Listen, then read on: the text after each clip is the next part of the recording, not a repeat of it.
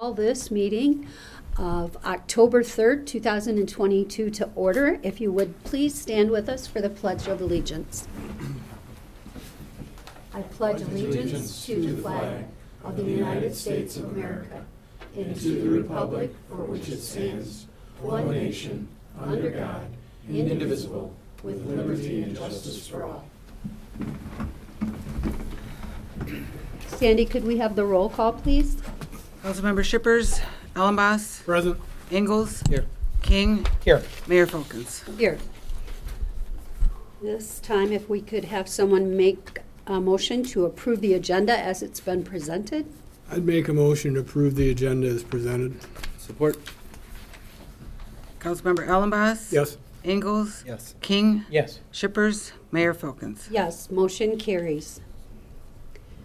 At this time, we'll open the floor for our first public comment. We do ask if you come forward, if you would please state your name and then write your name and address for the clerk and keep your time to 3 minutes or less.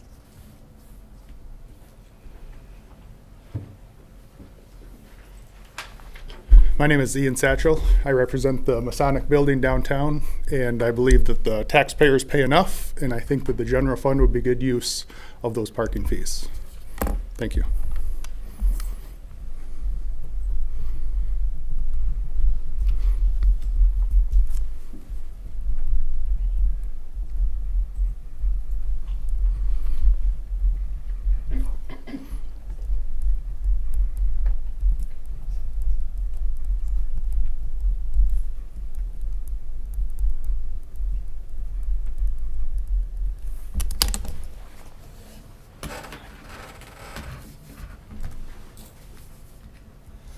My name is Richard Schultz. I'm with the Cadillac 4 Theater. I would also like to speak regarding the parking assessment.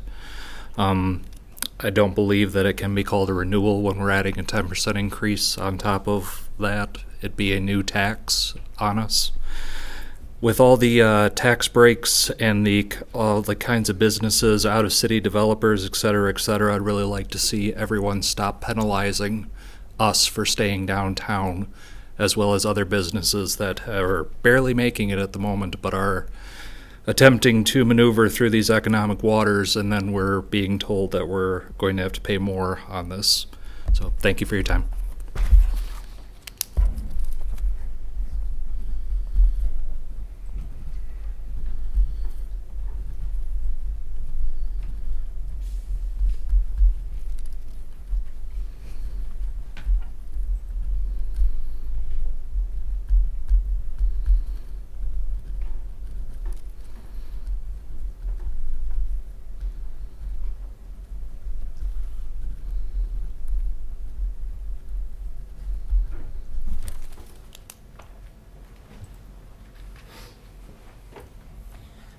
Good evening. I'm Pastor Troy Baxter, and I'm here tonight to extend an invitation to the council to New Hope Center's 30th anniversary banquet that will take place Thursday, October the 6th at 6 p.m. And we'll be honoring some of the people that have served for the entire 30 years. Dennis Anderson has served as chair. And Mark Mogan has served for extended period of time. This council supported the development and applauded the successes over the last several years that we've made tremendous progress. And it's a good indication that the city and the community is working together to bring some things together that are extraordinary, that exist in very few other places across the state, such as homeless families are allowed to stay together when they come to the shelter, and we are fully operational and nearing full capacity. So I have enough tickets here for the council. I'm going to set these in front of Ms. Filkins, and if you have time open and you would like to come, then you can come, and that is our treat. And I'm sure that they will squeeze everybody that comes for a donation before they leave. One final thing is that Primos is the caterer, so it'll be good. And thank you. Thank you.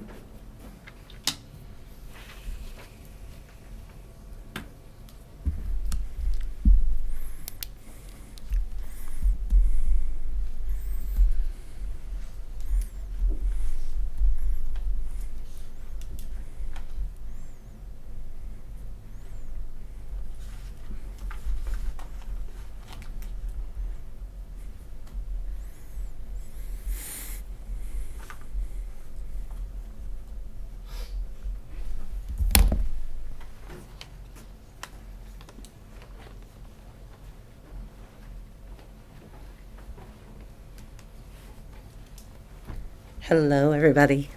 My name is Marla Courtney, and I've been a member of this community for about 2 years. I've run the night market this summer, and one of the things that I heard a lot of was getting the younger people involved in some of the things around town. So I'm starting a nonprofit called Jam and Bread, and I'm still waiting for my 501c, but we're going to go ahead and get started. We're going to start under Up North Arts right now. So one day a week, what Jam and Bread is the jam part is teaching kids how to play musical instruments, getting them off the streets, teaching them how to play, trying to get them to interact together with the orchestra students, band students. Then, who knows, maybe they'll form bands. We're going to work on keeping them safe, giving them something to eat. And then the bread part, you want to talk about bread? Okay. This is Vela. Vela is my very first student, and she is going to be one of the junior coordinators. So Vela has done a great job today, and I have to commend her for even being here today.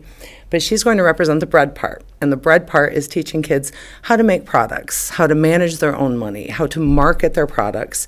Then next year for the Thursday evening market, I want to hand it over to the kids. I want them to run the market. So my goal over the course of the winter is to hopefully get kids together and encourage them to volunteer and to give back. Vela has been with me all day today doing the flower repurpose, and I've done this for about 16 weeks now, which is where you'll even see the flowers here. I just deliver flowers that are left over from weddings, and it encourages people to give back. There's a little QR code on it that says, "Have a nice day," and it lists all the nonprofits in town and encourages people to volunteer. So what I'm hoping with this program with Jam and Bread is to really get the kids interested in helping and interested in learning. And what I've found over the summer is that just talking to the kids. I had a couple of kids that were down at the pavilion and they were labeled as bad kids. I pulled them aside and I asked them what they were doing, and I said, if you guys keep the pavilion clean and look after it, we'll feed you every week. They were there every single week. Never had a problem with the pavilion. So it's just getting the kids to engage in our community, then maybe we can pay it forward. The garden club, there's so much that we can do.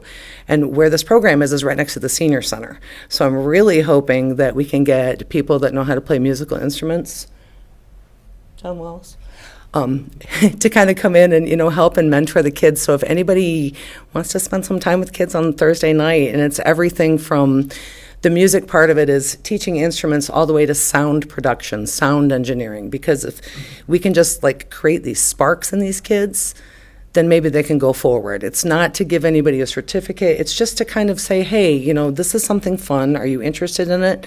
So, and it's going to expand into a botanical program. So hopefully that maybe some kids can help with some of the garden cleanups, floral design, which I can teach. Vela here has offered to start teaching a doodle program that hopefully will extend into note cards. Again, these are all things just gearing these kids up to, be able to do something and be proud of it and then market it and be able to sell it. You have anything you want to add, or does that pretty much sum it up? All right. So you might be hearing Jam and Bread a lot lately, and so just in case you go, hey, what's that all about? Hi, everybody. Thank you. Thank you, Vela.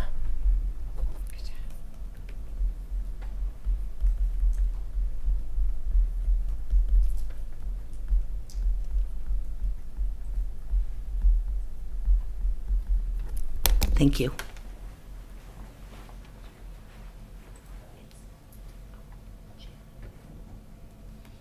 Okay, seeing no one else, we'll close public comment and move on to a proclamation that we have for this evening. It's a proclamation in support of our local Chamber of Commerce for today. We need to do the consent agenda, please. Oh, you're right, sorry. I was focused on Vela, so. We'll do that first. Right now, we need a, excuse me. I'll go ahead and make a Thank motion, you. Mayor, to approve the consent agenda as presented. Support. Appreciate that. Councilmember Ingalls? Yes. King? Yes. Shippers? Ellenboss? Yes. Mayor Folkins? Yes, motion carries. Now we'll move to the proclamation. Marcus, was there anyone that They were planning on coming, but called Okay. in sick about half an hour ago. Okay, So, all right, well, we'll Yeah. still go ahead with it, and we'll get it over to them at the chamber. So this is a City of Cadillac proclamation, whereas chambers of commerce strive to address the community's top challenges and greatest opportunities through bold leadership and innovative problem solving. And whereas chambers of commerce foster stronger, more vibrant communities by advocating for priorities to promote economic prosperity, boost quality of life, and create access to meaningful employment and opportunity for all residents. Whereas chambers of commerce are champions of communities, serving as a trusted resource for businesses, residents, and other stakeholders. And whereas chambers of commerce create catalytic community partnerships to build resilient economies and promote community-wide prosperity. And whereas since 1899, the Cadillac Area Chamber of Commerce has been dedicated to assisting members with local, state, and federal connections and communications through partnership, legislation, and marketing initiatives, that the Chamber focuses on local engagement through its networking initiatives and communication through its local presentations, and that the Chamber works to build local leaders who will promote the economic growth and development of the greater Cadillac area. Therefore, the City of Cadillac proclaims October 19th, 2022 as Support Your Local Chamber of Commerce Day and encourages Cadillac residents to learn more about the impact of the Cadillac Area Chamber of Commerce and the many ways that it supports local businesses. Okay. All right, that takes us to communications. Sandy? Being recommended to approve the display of a banner from October 31st to November 7th, 2022 for the Cadillac Band Boosters Hobby and Craft Show. I'd make a motion to approve the display of a banner from October 31st, 2022 to November 7th, 2022 for the Cadillac Band Boosters Hobby and Craft Show. Support. Councilmember King, Yes. Shippers, Ellenboss, Yes. Ingalls, Yes. Mayor Folkins. Yes, motion carries. It's being recommended to approve the display of a banner from October 10th to the 17th, 2022 for the United Way. I'd make a motion to approve the display of a banner from October 10th to the 17th, 2022 for the United Way. Support. Councilmember Shippers, Ellenboss, Yes. Ingalls, Yes. King, Yes. Mayor Folkins. Yes, motion carries. City managers report. thank you, and good evening, Mayor and members of the City Council. This evening's City Manager report is brief. The first item and only item is a request to approve consideration to modify the bylaws for the Downtown Development Authority, which is also the Business Improvement District Board. Very simply, the modification to the bylaws establishes very clearly the process for the appointment of the chairperson and vice chairperson. It also establishes the ability for the board annually to set their regular meeting location, dates, and times, similar to what we do here with the City Council. I'll go ahead and make the motion to approve the stated amendments to the DDA BID bylaws as approved by the DDA BID to amend Article 1, Section 2, and Article 2, Section 2 of the DDA BID bylaws. I'll second it. Councilmember Ellenboss, Yes. Ingalls, Yes. King, Yes. Shippers, Mayor Folkins. Yes, motion carries. Okay. Mhm. Thank you again, Mayor and members of the City Council. Under adoption of ordinances and resolutions, there are three separate resolutions, including one regarding the setting of the public hearing for the public parking lot special assessment. This does not actually set in place a tax roll. This provides for the ability for the public process for this parking lot special assessment to be re-examined and allow for public feedback and input. Assuming City Council sets the public hearing, tomorrow a letter goes out to all of the businesses within the special assessment area, accordingly informing them of when the public hearing will be. As a side note, the assessment is going up approximately 10%. That is to try and come a little bit closer to meeting our operational costs, which of course are also going up as well. Also important to note is that the general fund still does subsidize this tax roll. It ideally shouldn't be, but it does to the tune of about 1/3. So 75% comes out of the tax roll that is put in place from the special assessment, and 25% approximately comes from a general fund subsidy. This pays for the maintenance of the public parking lots that are used by all of the folks that come and visit our downtown area.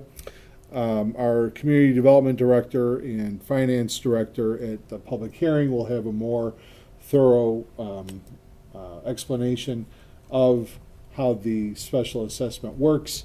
But the public council packet tonight does include a memorandum that was reviewed by it's the next page over. That was reviewed by the Business Improvement District Board and the DDA when they recommended to City Council to move this forward for the setting of a public hearing.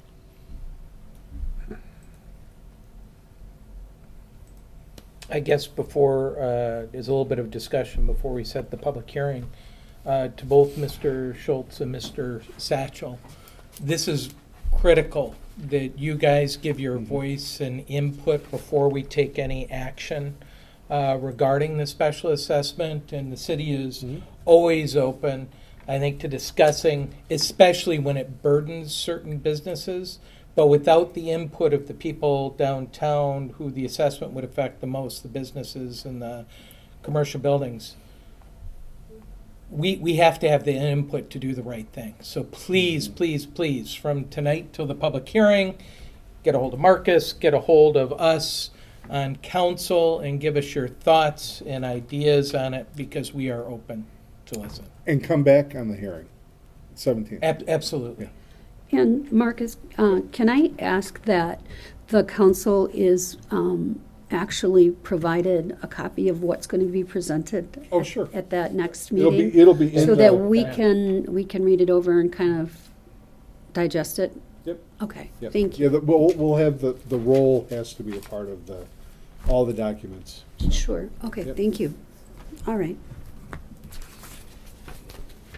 With that said, I'll go ahead and make the motion to request to adopt resolutions 1, 2, and 3 regarding public parking lot special assessment, and set a public hearing for October 17th, 2022. Support. Councilmember Ingalls? Yes. King? Yes. Shippers? Allenboss? Yes. Mayor Folkins? Yes, motion carries. This time we'll open the floor for our second public comment.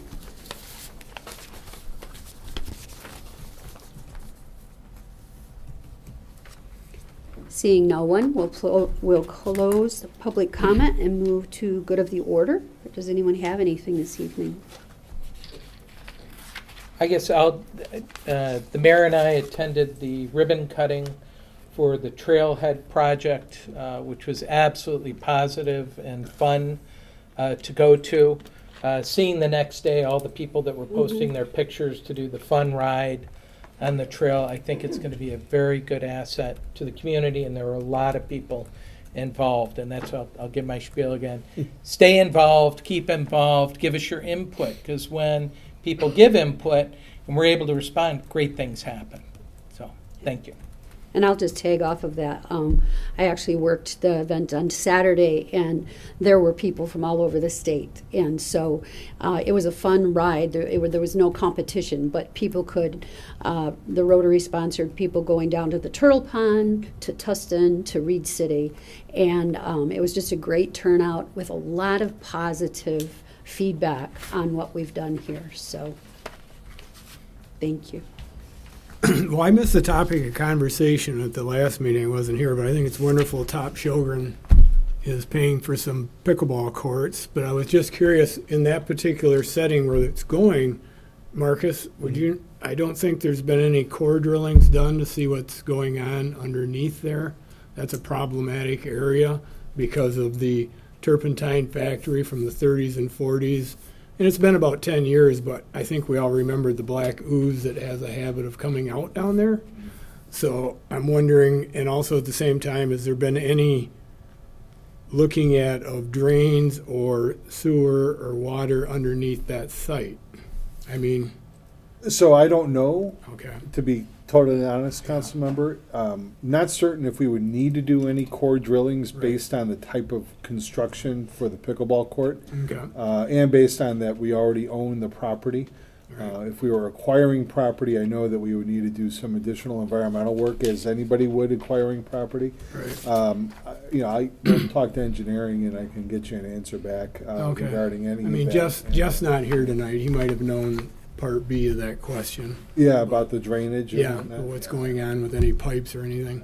Yeah, I honestly couldn't tell you. I know that the first step was to get council's blessing Yeah. on moving the project and the concept forward, and now, engineering is gonna start to really put, plans together to make it work, so. And I know you weren't here for that one. Right. Owen did a good job. And to your point, Councilmember Ellenboss, Councilmember Shippers raised that also. Okay. And I It can't was about remember water. who, but I can't remember who from the audience is here said, as part of engineering, they're talking about building it up and making sure everything is. Okay. Yeah, So, but my point is, that's a good question. It's a problematic area, I know that.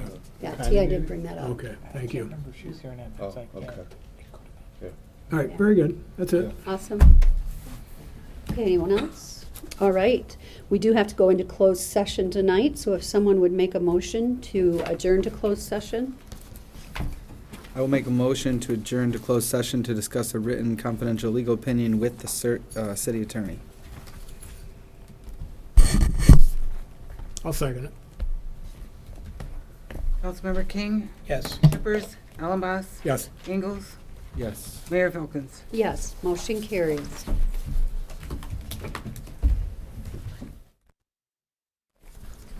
Councilmember Shippers, Ellenboss, Yes. Ingalls, Yes. King, Yes. Mayor Filkins. Yes, motion carries. With that, we'll go ahead and adjourn. Thank you all. Just like I said, there's nothing to report tonight. Marcus, do you want?